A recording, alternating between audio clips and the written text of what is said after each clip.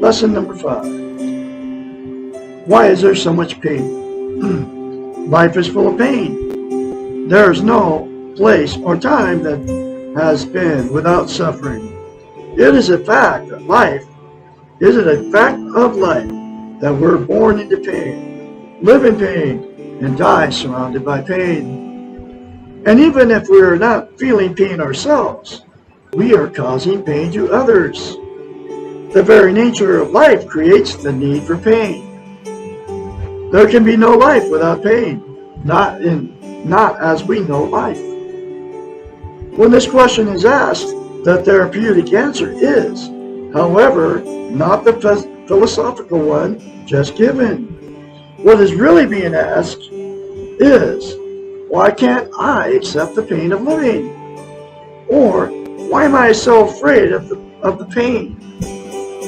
The doing model referred to in the previous question, which was the last chapter, does not teach acceptance of anything. Rather, it implies that everything can be achieved by doing more and doing better. It implies, number 1, your destiny is in your control, and therefore you are responsible for what is happening to you and around you.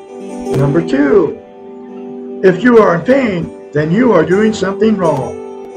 And number 3, if people around you are in pain, then you must do something to help them stop the pain.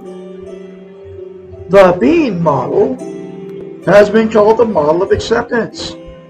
Accepting is probably one of the most difficult tasks for those of us brought up and trained in the doing model. Accepting pain becomes a huge challenge, differentiating between necessary or acceptable pain and unnecessary or unacceptable pain is difficult and will be dealt with later on. Paradoxically, as soon as we can accept the fact that we cause pain, advertently or inadvertently, then we cause less unnecessary pain. I had to accept all this. This is what getting a healthy mind will do for you, okay? As soon as we can accept that we cannot change the pain of the world, which we can't, our pain is lessened. To accept the pain, knowing that you cannot and will not change it, and still do the best you can, is a task of a hero.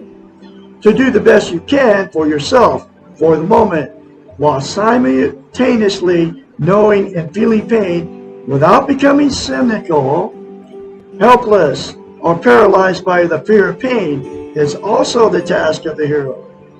But to put your shoulders back, this is exactly what I've done.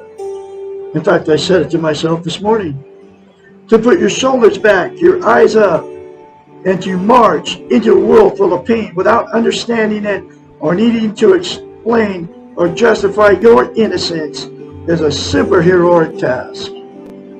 To be a hero requires self-esteem and social interest. To have these, one must be able to accept the reality that life involves pain. And those 4 things to yourself in the mirror will give you self-esteem on steroids if you do it and you keep doing it for the rest of your life.